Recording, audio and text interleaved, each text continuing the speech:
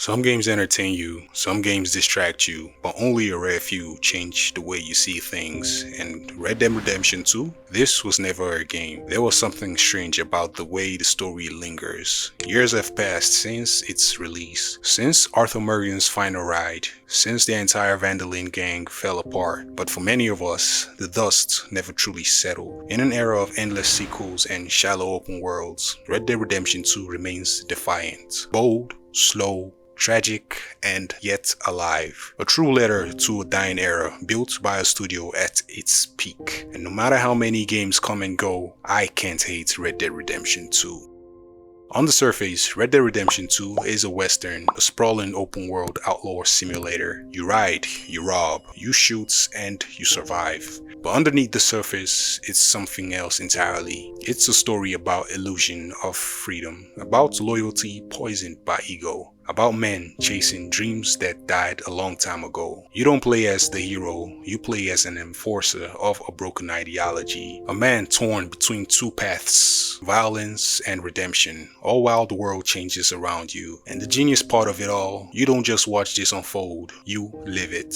If Arthur Morgan works so well, it's because of Roger Clark. His performance is subtle, grounded, and downright haunting. There's a pain in every word, a slow evolution from cynicism to concise, played with such restraint that you almost don't notice it happening until it breaks you. And then there is Benjamin Byron Davis, known as Dutch, all charm, madness, and promise. Rob Wythoff returns as John Marston, building a bridge to the first game, Red Dead Redemption. And even side characters like Sadie, Hosea, and Micah are brought to life with voice acting that is rarely seen in other games. This isn't just great voice acting, it is alchemy. Red Dead Redemption 2 doesn't just give you a map, it gives you a world. From the frozen peaks of Amberino to the swamps of Lemonnier, every region feels distinct and alive. Animals migrate, weather changes, and people remember what you did yesterday. And yet, it's not just the realism that stuns you, it's the melancholy. This world feels like it is slipping away. The American frontier, romanticized in books and stories, is on its last breath. Trains, telegraph, oil tycoons. The future is coming, and it doesn't care about your honor or your freedom. This sad tone is what separates Red Dead's world from everything else. It's beautiful because it is dying. The story is simple and yet tragic. You play as Arthur Morgan, the right hand of Dutch Vandeland, a charismatic outlaw who dreams of freedom while dragging his gang into chaos. After a botched robbery, the gang flees across the country, trying to outrun both law and their own unraveling trust. Arthur begins as a loyal soldier, but slowly the cracks surely start to form. Dutch starts to change, the plans become desperate, innocents suffer, and Arthur, once numb to it all, begins to wake up.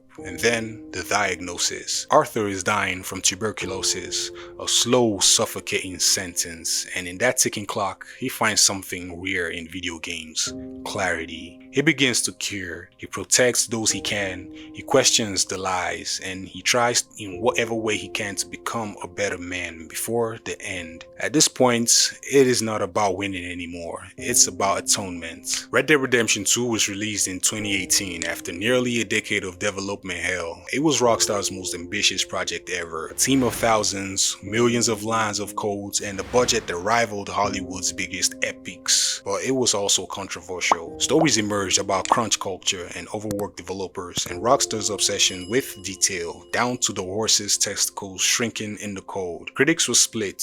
Was it truly a masterpiece, or was it an overindulgent behemoth? And yet, despite the noise, players fell in love, not instantly, but slowly. Game demands patience, it moves at its own rhythm, but for those who surrendered to it, Red Dead Redemption 2 became something rare, an experience you lived inside of. The game's magic lies not in missions, but in the moments in between. You might ride with Charles and hear about his mixed heritage. You might play dominoes with Tilly, watch Sadie evolve from a widow to a warrior, or watch Dutch preach his empty gospel under the stars. And as Arthur grows, you feel it. His journals filled with sketches, his voice line softens, his choices becomes yours. Not because the game demands it, but because you care. You feed your horse, you tip your hat, you pause to watch the sunset. This isn't a gameplay system, it is about empathy, and somehow Rockstar pulled it off. There is no right ending in Red Dead Redemption 2, only reflections. If you played with honor, Arthur dies under the rising sun, watching the light creep over the hills. And if you didn't,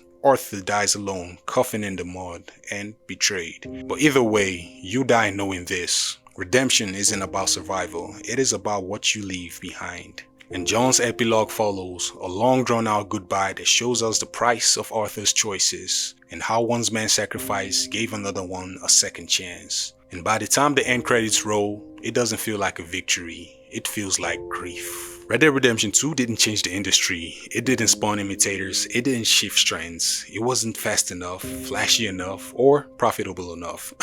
GTA Online. But it changed players. It is the kind of game you think about years later. The kind that ruins other open worlds. The kind that sits in your memory like a photograph. Faded and cracked, but unforgettable. It really was the end of something. The last gasp of Rockstar that wasn't afraid to take its time. The last western worth riding. Red Dead Redemption 2 isn't perfect. It's slow. It's flawed. It asks a lot of you, but at the same time, it gives so much back. In a world full of noise, it dared to be quiet. In an industry obsessed with winning, it dared to be about letting go. And for that reason, no matter how much time passes, no matter how many games try to top it, I simply can't hate Red Dead Redemption 2. Please, if you enjoyed this video, kindly hit that like button, hit the subscribe button, and hit the notification bell icon so you can get notified when I drop new videos like this, as I am desperately trying to hit 1K subscribers by the end of this year. And until next time, peace and love. Incredible.